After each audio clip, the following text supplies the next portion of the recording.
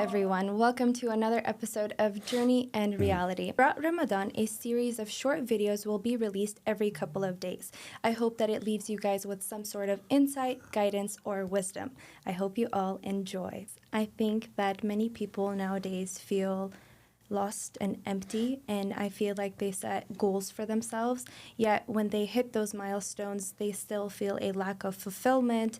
And it's interesting because you see the people that you think have it all in terms of finances or success or a beautiful family, health, you name it, they have it, yet you see them wrestle with their inner struggles as well. So I want to ask, through an Islamic perspective, what is the deeper meaning behind our existence here in this world?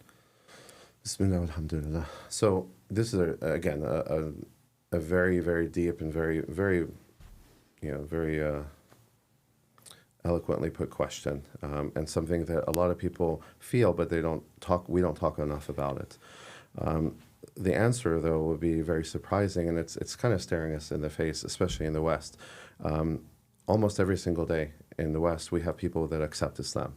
Okay, so when you go to the Jummah prayer on Fridays, it's very common for after the khutbah is over that they say, "Hey, everybody, hang out because we have a new person who wants to become Muslim today."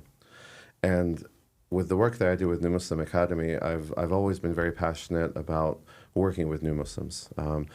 In my opinion, they're the most beautiful people on earth because they have chosen Islam, and they've usually chosen Islam at a great cost to themselves. That maybe their families have disowned them because of that choice, or their friends abandoned them because of that choice. So they've gone through a lot of difficulties, to make that choice, and it's really important for us to support them. Mm-hmm. But when I've talked to them, I hear the same theme over and over and over again. They always tell me, they say, I've been searching for the truth for so many years. I tried this and I tried that. I tried this of religion and that of religion. I tried, there was this hole in me that I tried to fill with drugs, and I tried to fill it with alcohol, and I tried to fill it with, relationships, and I tried to fill it with work, and I tried to fill it with, all these different things. And then they say, the first moment that I stood in prayer, that's it. It was filled. I felt complete. The first moment I heard the Quran, I felt complete. There's this really cool social experiment you can see online and on YouTube where they allow non-Muslim people to listen to the Quran, and they don't understand it, but they're crying. كلما دخل عليها زكريا المحراب وجد عندها رزقا قال يا مريم أنى لك هذا قالت هو من عند الله إن الله يرزق من يشاء بغير حساب. And that's again because these are the words of your Lord. This is the words of your Creator. And so when it comes to that issue, when I've talked to these people, some of them have been wildly successful. If we look at some examples like Cat Stevens, okay, so Cat Stevens, huge celebrity singer, in the 70s, okay, very well known, had it all, okay, so had the money, had the fame, had the status, had the girls, had the lifestyle, he had everything that any man or woman could want. He had it, okay, and he gave it all up to become Muslim. And he said that was when it all clicked. It all made sense. Okay, Sinead O'Connor, a lot of us know her, rahmatullah alayha, that she passed away, but she had all this trial and tribulation, all these instabilities in her life. The moment she becomes Muslim, she stabilizes. You know what I'm saying? And that's the power of it. And so when we really look back into this issue, how are we going to find that stability? What is our purpose? Our purpose is realized when we know Allah, okay? When we worship Him. And as Allah said in the Quran, it's not something for us as Muslims. We have the answer. It's black and white in the Quran. وَمَا خَلَقْتُ الْجِنَّ وَالْإِنسَ إِلَّا لِيَعْبُدُونَ. That I have created mankind to worship. Okay, so that is the purpose of our lives. We are put onto this earth, okay, into this life as a trial. And that trial is, what the right way is. Are you going to choose it? Okay, and in Surah An-Nahl, Allah Azza wa Jalla, He says, مَنْ عَمِلَ صَالِحًا مِنْ ذَكَرٍ أَوْ أُنْثَى لَنُحْيِيَنَّهُ حَيَاةً طَيِّبَةً. The one who does good, whether there be a male or a female, then we will lift up for them a good life.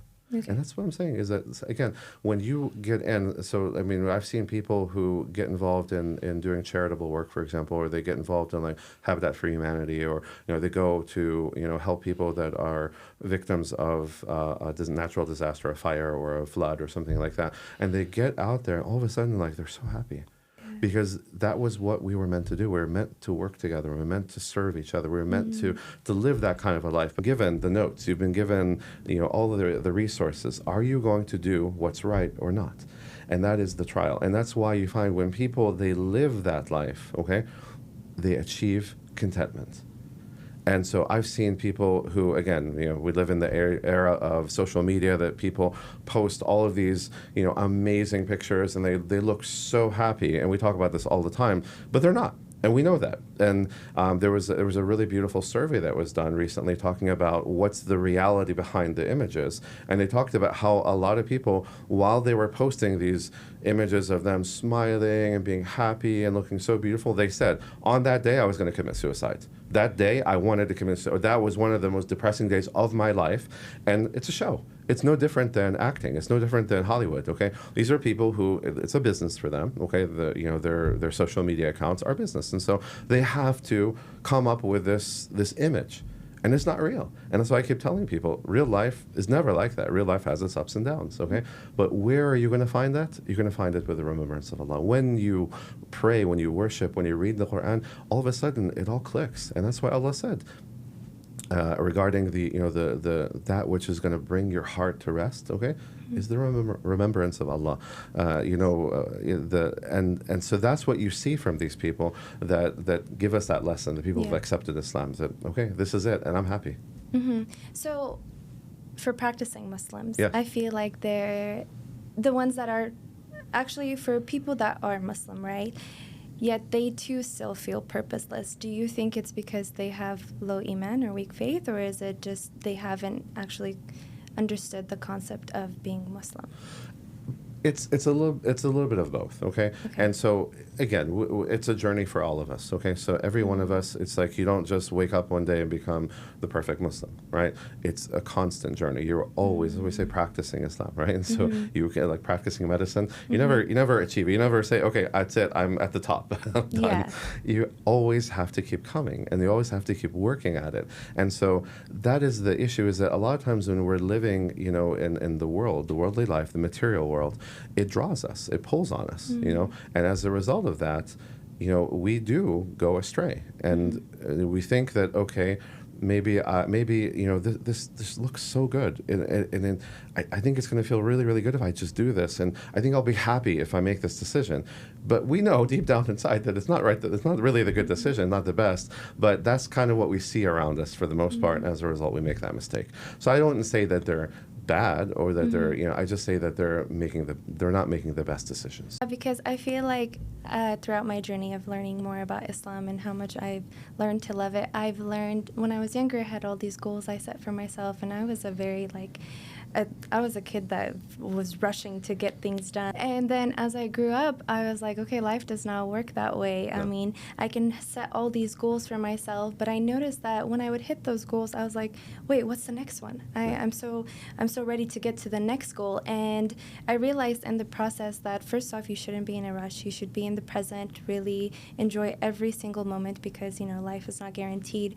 But then I also realized when I'm going through tough times, or even in my happy moments, I realize that when I'm praying, or when I know that God is by my side, it just makes everything make so much more sense. Yes. Because you attribute so many things to giving you happiness, and you realize that those things don't really give it to you until you understand that the importance of Allah subhanahu wa ta'ala. So